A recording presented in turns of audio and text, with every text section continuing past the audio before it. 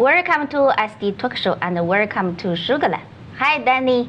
Hi, Sky. Yes. I don't know about you, but in addition to excitement, I'm very happy Yes. to interview somebody that we know. Yes, that's why I say welcome to Sugarland. Please introduce to our audience for our two beautiful ladies, the guest and the handsome guy. Yes, we have two special guests. First is the Mayor Pro Tem of Sugarland, Ms. Jennifer Lane. Stay in the right lane. Mayor Pro Tem. And the Councilman at Large, business owners, William Ferguson. They're both here. Would you please say hello to our audience and introduce yourself? Hello, hi, I'm Jennifer Lane, your at-large council member for the city of Sugarland. And hello, I am William Ferguson. I too am a city council member with Sugarland. I'm at large 1. Well, if you pay attention today, we have a very special object. Yeah, the cowboy A hat. cowboy hat. I want to see you wear the hat. One day I will. I also learned from the councilman that you should not be facing the inside to the lady. Yes. Oh. And that we're going to learn a lot more in addition to that today. So thank you so much for being on our show. I know that you are Mayor Pro Tem. Mayor Pro Tem means like a vice mayor, right? Would you explain that position? Yes, it means that in the event that the mayor might have an emergency or something like that, or has a busy schedule, then the Mayor Pro Tem steps up and can run a council meeting or make decisions in an emergency situation. So basically a backup to the mayor. Right. And then sometimes I simplify it. I said vice mayor. And then how long have you been a council member? I've served 2 terms. Two I'm on terms. 4th year. Yes, I was first elected in 2018, and then I ran unopposed in 2020. Right. And so now I'm on the ballot again here for 2022, May 7th. Ready for another ride. How about you, Councilman at Large? Well, I have been a council member for less than 2 years. This would be on May 7th. Should I win, it would be my 2nd term going into the May 7th election. Right. That's great. Okay, to start, tell me a little bit about your story. When did you move to Sugarland, and what is your connection with Sugarland, and why have you decided to go into politics? Yeah. Well, it all started, I'm from Fort Bend County. I grew up here. I've lived here all of my life. My parents went to Lamar High School. My grandmother taught at Jane Long Elementary, which is by the county courthouse. I also had 4 family members that worked for Imperial Sugar. When my grandmother was going to go into the 7th grade, she started working for Imperial Sugar and Sac Sugar for 43 years. So I have a very strong family ties to the area. I'm very sentimentally attached.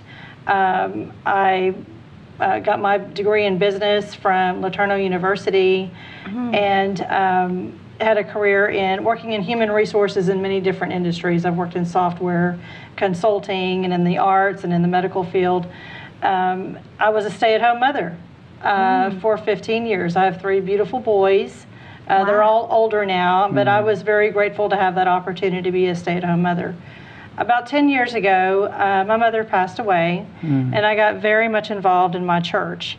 So I started out as a volunteer, and the priest at our church asked me to go to youth ministry training. And so I got my basic certification in youth ministry at the Archdiocese of Galveston, Houston, in the Catholic Church. And I had a youth group, a junior high youth group of about 45 kids. I did that for about 5 years. And I was at a basketball game, and someone had asked me if I'd be interested in joining the PTO at the school. And I was like, sure, I will try. What does that stand for? Parent-Teacher Organization.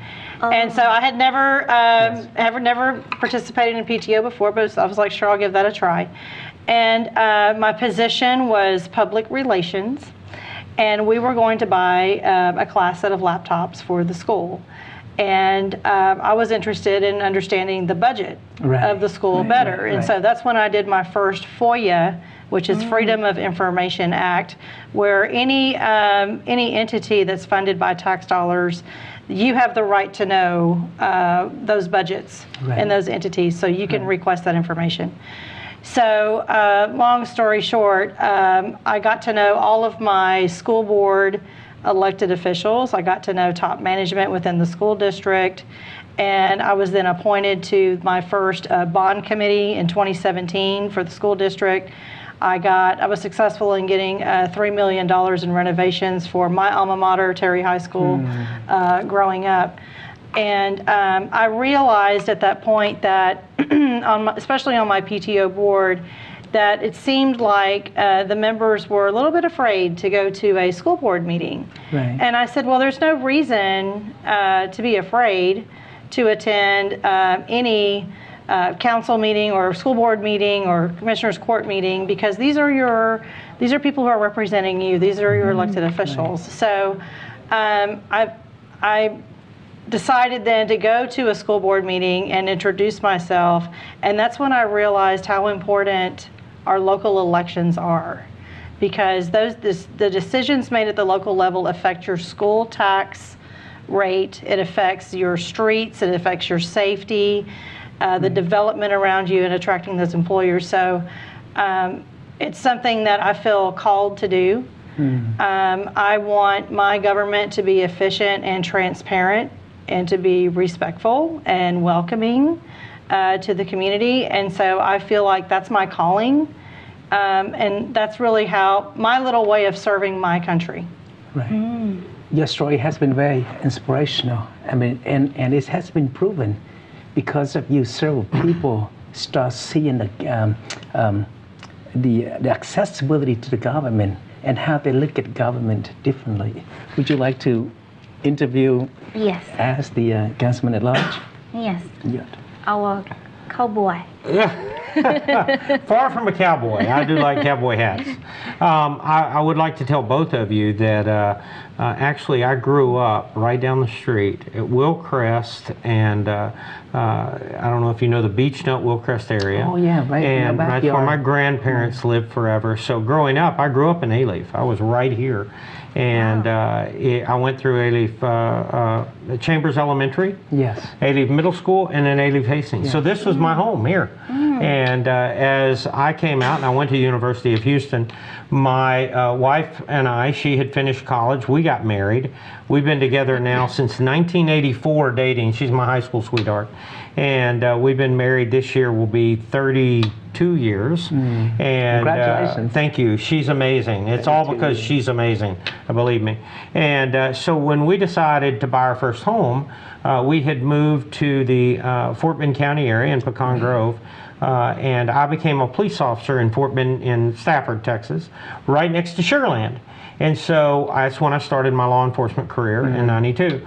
And I did that for about 15 years. I loved it. I loved serving the people. There's probably few things more enjoyable and exciting than serving the people. And Danny and I, you and I share a very common passion for liberty. And so protecting that is a big deal to me. So I went from Stafford to, I decided to get back into my own personal business. And today I run a small fence building company called Liberty Home Pros. Right. And that small company serves the community out in Greatwood and out in the Sugarland area. But what's great is I decided while I was in Pecan Grove I wanted to move into Sugarland about 15 years ago. And so I moved into Greatwood, where I'm thankful that Jennifer also lives in Sugarland. And we didn't have a relationship, friendship, or anything at the time. And just over the last several years, she and I have got to know each other, and now we serve together in council. But mine was similar. People came to me and said, William, would you mind running for city council? We don't have a relationship. We just feel like, and so ultimately I ended up running, and I ran during a very difficult 2020 when COVID was new to everyone, and there was also this anger towards law enforcement. Right. And one of my favorite lines, while people were calling for less police and less law and order, I said, hey, well, if you don't believe in defunding the police, put a police officer on city council. And boy, did they ever. Our numbers came in, they were incredible. They wanted law enforcement, they want fire department, they want everything that's good about government. But what I've learned about Sugarland is they want value, they want service. They don't just want a government to dictate what's right and wrong for them. Right. They want to be a part of that. And it's really been fun being a part with Jennifer and the rest of our council. we listen to the people all the time, and we call for the people to get engaged and be a part of the decisions that need to be made. I mean, everything has to be made, these decisions. Right. Sugar Land did not become great just by chance. It became great by great people making great decisions for the future of the city. And so it's really been a joy to serve everyone. And as you know, Danny, because you live in and around that area and you serve that area, there's not one culture. There's all cultures in Sugar Land. And so I have learned so much from being just a young guy from Alief, right down the street from here. And now I have been blessed to know so many different cultures and traditions. So it's been a great joy. And it shows in your actions. It's not only about talks. Your advantage is that you grow up from here. Yes, sir. You've seen the transformations of this land. Yes, sir. You see the evolving process. I remember when I attended Clement High School in 1984. Wow. It used to be nothing, William. Nothing. It used to be cornfield and sugar cane. And then now, I mean, it changed from a very simple society to a very highly complicated. So tell us, within your few years of serving, what is your highlight of your accomplishment? Let's start with you. Well, so if you were at Clements, I was like right across the river, and watching those cornfields and all of that develop as well over the past 50 years, right? Yes. So it has been really beautiful on how everything has unfolded. Yes. In the city of Sugar Land and how we've become an international city. And I really believe that that is definitely a strength. And we can use that educationally for our children so that they can learn all different cultures and about different religions and learn. That's extremely special to our area. So I would say I'm a relationship builder. Yeah. I like to recruit problem solvers. And we have a very much involved community in our county, and we have people all across the political spectrum. And what is so special about serving for the city of Sugar Land and for serving for cities in general and school boards is you're in a nonpartisan position. But what I really enjoy is meeting different people and bridging those relationships. And if it takes, we could be on opposite ends of an issue. And if it could take a 15-minute coffee or a 2-hour lunch or whatever it may be, I like to be able to develop a friendship. That's most important. So it's important for us to teach our children too. You're accessible. We're accessible, and to also see our adults being able to bridge those relationships. I think that is that's really the number one thing that we need to focus on in our community. Yeah, you know, I can help to ask you. I want you to focus on the highlight of your performance, but I try to visualize. I take myself back. You know, as a little boy, little girl was playing on the cornfield. Have you ever imagined that one day Sugar Land turn into what it is today? You talk about the town center. It's like an icon of an international tourist. You know, every time I have guests, we take them there.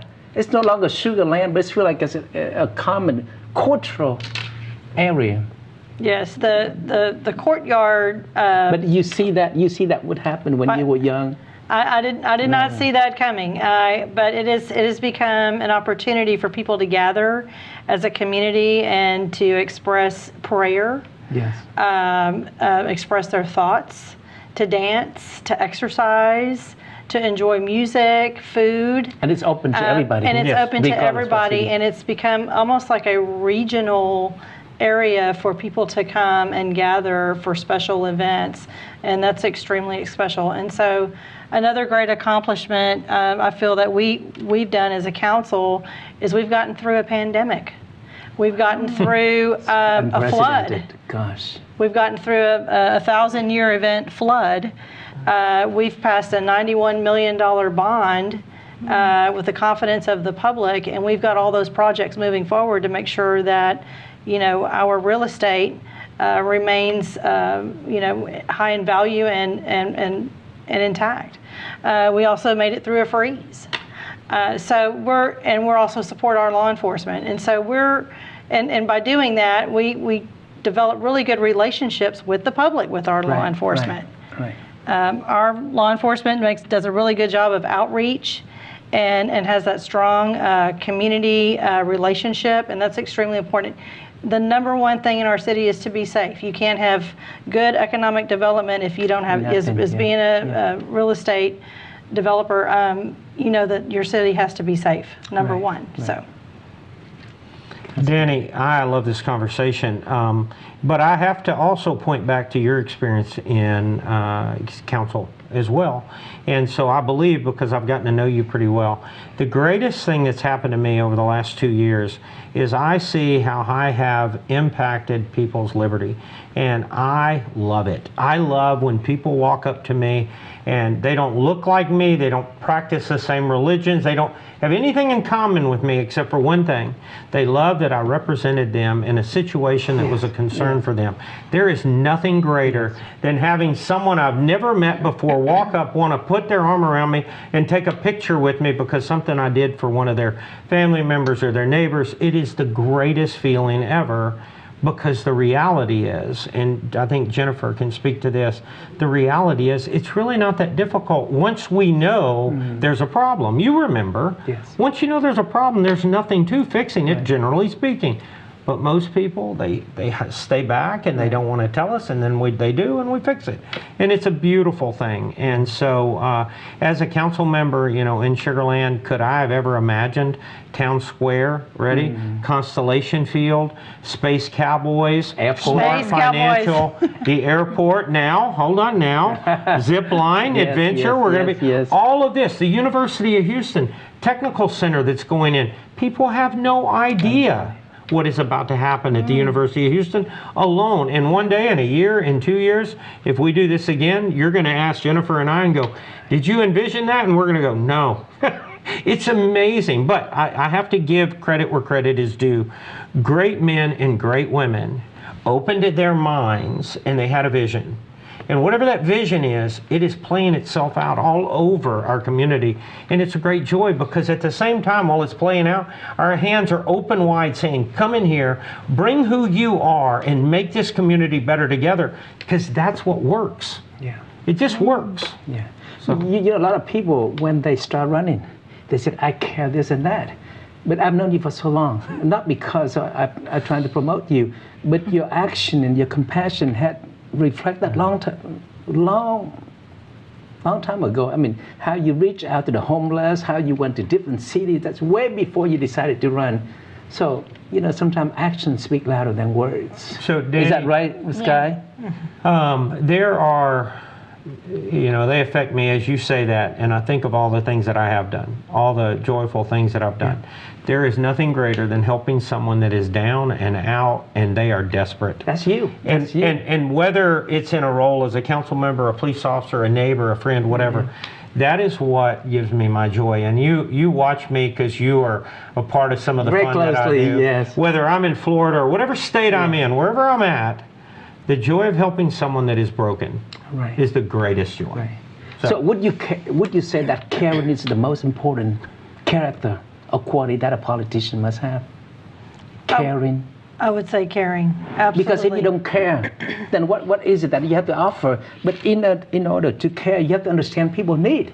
And some people just pop up and say, I care for my community. Where the hell have you been? You know, how can you care about the community when you have never been a part of the communities? And tell me about your activities. You know, I mean, how close are you with the people way before you get involved? I know that you serve in the PTO and all that, but you were with the people, right? You know the needs from the home associations, and then it's accumulated. So one of my favorite sayings, I don't remember who taught me this, and it's still held true, and I hope our children never forget this saying, and that is, if you want to show people how much you care about them, watch this. You tell them, and then you use words. You tell them through your actions, and then you use words. Don't tell people how much you care about them without doing something. Yeah. No one cares that you honestly, because I see it all the time. I'm really worried about you, Danny. They'll say things like that. But where are they? Where are they not help? Why are they not helping you? But when they help you first and then give words, it works. So go get dirty, go have fun, serve your community. Because without empathy and caring, empathy is something you pretty much have to teach, okay? You need to teach empathy. If you have empathy, which is caring, okay, it's all going to work out fine. No matter what assets and tools we have available in the city, we're going to apply those to people that need the help. Right. But if we don't know, if we're not out there, and believe me, Jennifer and I and the rest of our council, I think we're in every aspect of every event going on in our city. We know our community. We're in HOAs. We're everywhere. Right. And it works. We're in business there. We're in development there. We're everywhere. We love it. Yeah. You think your background in human resources help? Oh, yes, Jennifer? yes, because working in the field of human resources and working in any corporation, you learn that the tone is set at the top of the organization. Yes. So that's real important, especially in a city, that our attitude and our ability to work as a team, that culture trickles down throughout the entire organization, 850 employees that serve the entire city. So that tone is extremely important. Also, what I've been doing, as I've been working in the school district, when people look to move to a city to live or to get a job or what have you, they start looking at the school districts. And so it's real important to me to understand exactly what's going on in our school system. It's been a struggle for our school district to attract and retain teachers. The amount of teachers that are going back into the field has gone down. It's been hard to find people to come in and sub for them when they're out. And some of our seventh graders coming into school, the last time they were in school, they were in the 5th grade. They were in elementary school. So it's been a little bit of a challenge for our kids getting back into the structure of things. And so it's important for we talked about this in a retreat that we had for our city to have a good partnership with our school district and to always help them with things that they may need. So to develop those relationships with the city, the county, our school district, TxDOT, CenterPoint, whatever it may be, to help as we go through development throughout the county, things like that, to make sure that we've got good mobility as getting to and from school. So it's something that we need to be mindful of, that our children are going through, our school teachers are going through, and so that's what I've been involved in here lately. So, okay, Sky, you must have question for the Mayor Pro Tem Jennifer and Councilman at Large William Ferguson. Yeah, I want to ask some personal question. okay. I like calling you Vice Mayor, because it's really matching your smiling. Smiling. Thank you. That is nice. Smiling council member. Yes, I want to know what's a challenge for you. Maybe, for example, you are a female, you have family, you are a wife, you are a mother. You have to take care of your kids, then you have to take care of your work, you have to make the balance. Wow. Yes, that's important. And so what I try to do is I have a calendar. And I pick and choose what my priorities are. And sometimes I have to schedule in time for myself, special time with my family and my children to make sure I have that one-on-one quality time with my children. Okay?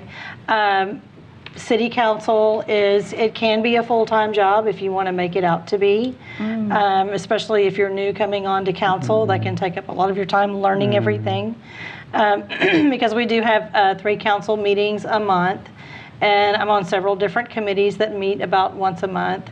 And so I am a single mom, and I do work. So it is a balance for sure. But I will tell you that once I got involved and I started to realize that our community really needed strong leaders, or people just to come in and ask those questions.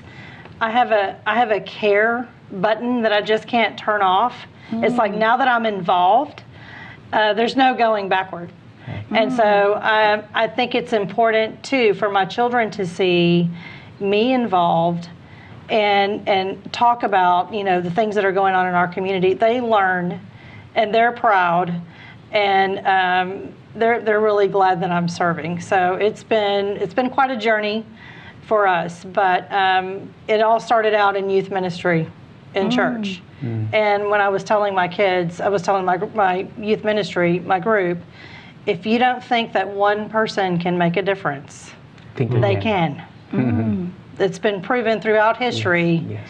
When one person steps up, and I tell the kids in school too, I said, don't wait for someone else to do it. You need to find that inspiration within yourself and that courage. You know, we talk about Abraham Lincoln, a president who was barely elected twice and assassinated because he stood for the decency of the human being, respecting the decency of the human being. And that took a lot of courage, and that's something to be very proud of in our country. And we can all find that all exists within all of us, that inspiration and that caring and that courage, and to love our country and to serve our country. Thank you. So I know our cowboy grew up here, Yes, ma'am. this area. Yes, ma'am. So do you want to talk something to our audience? Then, because you grew up this area, and you know our Southern News group, we are based in Chinatown. Well, I don't mind saying, I go so far back in this area, and I don't even know if Danny remembers this, but Willcrest did not run all the way through to Bel Air. Do you remember that? What year was that, William? Oh, I was 80 something? little, so I was born in 68. I'm going to say it was around 74, 75, 78. Okay. But we would walk to school down Willcrest, and you would walk across a bridge where the ditch was, right here at Willcrest. Yes, yeah. You would walk across the bridge, you would keep going to elementary school. You didn't think about the things we do today. And I would walk all the way home from elementary school. And now Willcrest is going so fast. I don't know if I'd ride a bicycle down that road, but yes. What did change? It had 3 names now. Willcrest, Murphy, Willcrest, and 1092. University, and whatever. So this was my home growing up, and my grandparents, if I may indulge for just a moment, my father had taken us when I was a little boy to Canada. Yes. And my father ended up leaving us in Canada. And my grandfather left from here, flew to Canada, brought us back to where we started, and my grandfather was a World War II veteran, and he raised me right down the street here, and I am forever, ever, ever thankful, and I reflect who he was, because he was about serving others first, and that came from my grandfather was the coolest guy ever, and he lived right down the road, and that's what planted me here when I was a young man. So, and if I may, one more thing. Jennifer was saying something great about the power or the ability of just one individual. Danny, I know you and I share each other's social media. A great thing that happened just the other night in Fort Bend ISD. There's a young lady, her name was Alyssa Ferguson, and she's not related to me. I would claim her in a minute if I could, but she's not related to me. She died a few years ago. It was cancer. And the reason I bring her up is, as she was in her most difficult time, just a young lady, she was given a wish from Make-A-Wish. And her wish was that they would, a water well would be dug in Africa. Yeah. And so to this very day, long after Alyssa has been gone, and now Fort Bend ISD named their newest school after Alyssa, just the other night, a unanimous vote. But they are still drinking fresh, clean water in Africa because of Alyssa Ferguson, one young lady who died of cancer. And so one can change the world across the world, literally. And that was just the other night, and I'm still thrilled about what Fort Bend ISD did for that one. It's a beautiful story. What a powerful story to validate a point. It is. You know, I like She's people right. said, you know, there's every point has a story. Every story has a point. Yes. I was in awe. I was fascinated when you got take me back to the histories. I don't know, I love history. I just trying to visualize how it was when I first came, and then it used to be cornfield. And but life is about change. And you also mentioned something that I really like, William. you give credit where the credit belongs. Yes, sir. Because times evolve. Yes, sir. People said, methodology change. Yes, sir. But principle remain the same. Yes, sir. I mean, so basically, you get your predecessors. I've seen several great mayors from Sugar Land, including the current mayor, who've done an outstanding job. And then now you just take apart, then you just build up on it. That's it. Isn't it beautiful? And I believe as long as we are staying focused on a central target, and that is ultimately we're growing families. We're growing healthy units of people that live together, they're successful together, they have fun together. And as long as we stay focused on that and not on us, your success, my success, or their success, as long as we stay focused on them, it's going to be fine. Yeah, the principle is still the same, right, Jennifer? Yes. The principle never changed. I mean, a safe place to live, work, play, and shop. Every time. Has that changed? I have met, in this role, in being on council, I have met people from all over the world, in different religions, young and old, and basically everybody wants the same thing. Mm-hmm. Everybody wants to be loved. Mm-hmm. Everybody wants to be safe and to be able to live in peace, raise their family, to be able to to go to receive a good education, decide what they want to be, when they grow up, or whatever they want to do, and enjoy those freedoms. Everybody has that same desire to be able to live on this beautiful planet that we all share together.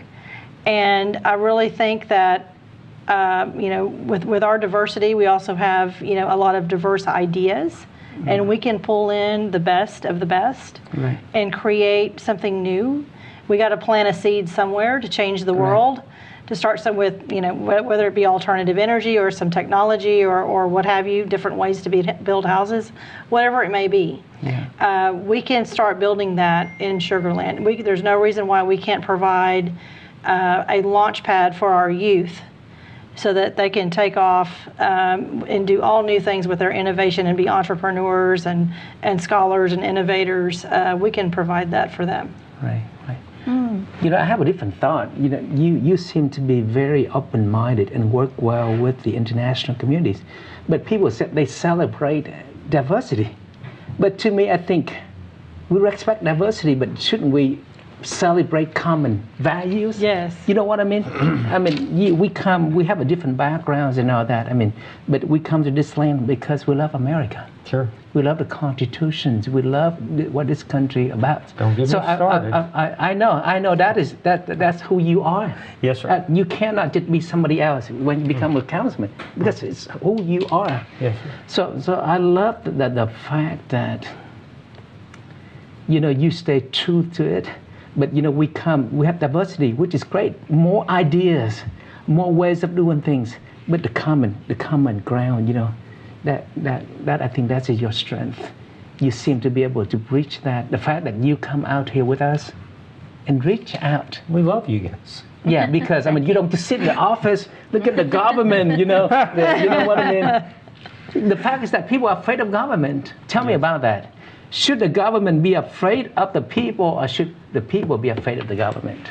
If I may, there should always be, if I may, Please do. If you want a great democratic society, the government should always have a healthy fear of the people. Healthy fear. A healthy fear of the people. The people should want to engage the government. The people should want the government to do what they're assigned to do. But the people should never fear the government. In a healthy, democratic society, and history proves that. Proves it. And the only way we're going to protect that, Danny, and you know this, the only way we protect that is to educate our children on history. On history. Your experiences in and out of this country, your experiences in and out of the textbook, you educate your children to that, they'll be okay. But if they forget the history or they're never taught the history, you're not going to have a very healthy democratic society. There's nothing greater. It's the greatest gift that we've ever been given, is the whole function and style of this government. And so as Jennifer and I sit here as elected officials, the reality is We are only two representing 111,000 people. Those are the ones we should be listening to and serving always. But they have to engage us. They have to tell us what is important to them so that she and I can make that happen for them. That's our role. But to do that, you have to get trust, right? That's Right. it. It's important to build to build that trust with the community, and everyone in a leadership position should always be coming from an attitude of servitude.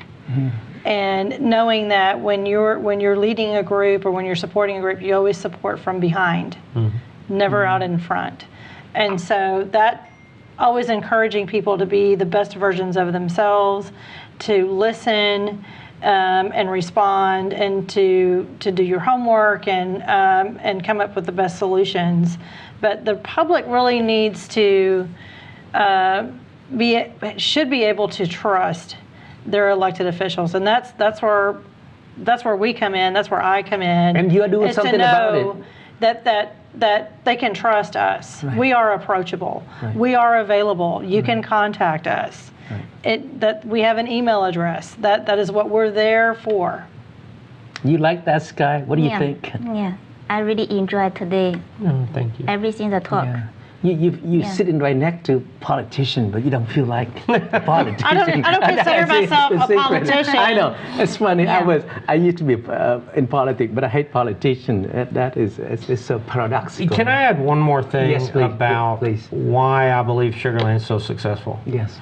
And Jennifer hit on it earlier, and I think that if we want any local and national level of government to be successful, ultimately it needs to be nonpartisan. Now, when I say that, people look at me and they go, how does that work? Is that overly ambitious? Well, it seems that way, doesn't it? But think about that for a minute. It works so well in Sugar Land. Not one of the council members ever think of, let's do this for partisan reasons. Not one time. I've been there 2 years. I've sat there. I know she's been there longer.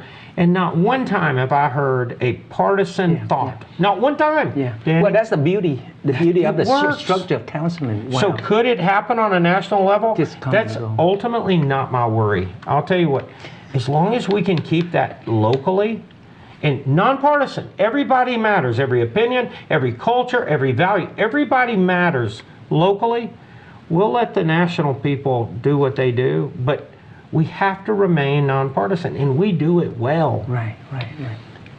Now you know Yeah. how passionate he is, right?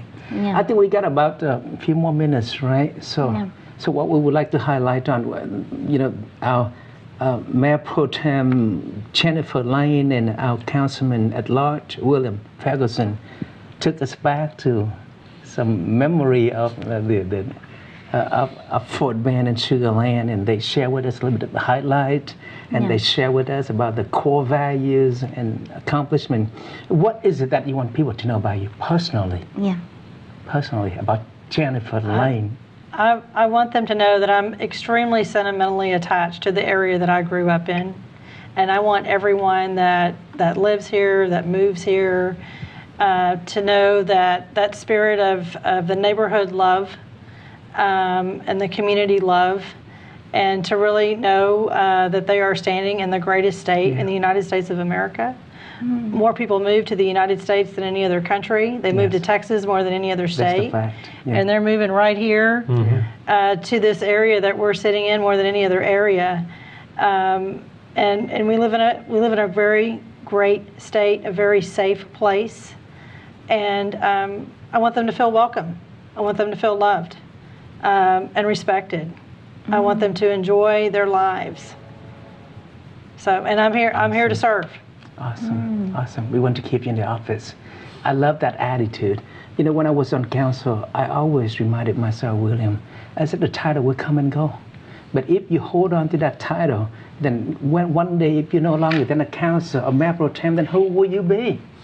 But the fact that, people know you for who you are. I wish you a lot of, not luck, but a lot of blessing, and continue. Please continue, because it takes accumulate experience. You cannot do things overnight. The learning curve. You cannot jump in and do the work. So please take advantage of the momentum. And I know you work so well with the current mayor and current. So please use that synergy to do its best. It's not about Sugar Land. No. I mean, it would politically divide the line, but after all, it's all interacted. Can you imagine if something, maybe we have a hole in Sugar Land? Absolutely. Yeah. With that, thank you and good luck. And Thank you, Scott. Thank you both for everything that you do for the community and for your radio station, Sure. your television, and everything that you do for your outreach to the community. That is so important. And for your public service and being involved, that's so very important to help bridge these relationships and to invite us to come on and to do some outreach to the community. That means a lot to us. Yeah. Sky, you know, something just dawned on me. Do you realize that he has sang the national anthem and she has sang the national anthem? Don't bring that up. In a public setting. The two of them have both done that in a public setting. Are you kidding I me? respect you both. I'd like to request a duo. And I have the video. I think I can send it to you. Oh, wow. I would love that. Thank you. Another time. And in the future, Sky, I think we're going to ask for an auction. Auction. What do you think? So do you want to see the last thing on the hat? Yes. Yeah. Yes. So when we come, by the way, when you come up to a lady, and you have a Okay. cowboy hat on. Anytime you come up to a lady, always with your left hand. You take your hat off to a lady, never show her the bottom. Okay. Right?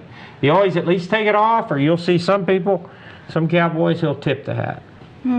Because he wants her to know he respects her. And that's how he does it. He takes his hat off with his left hand.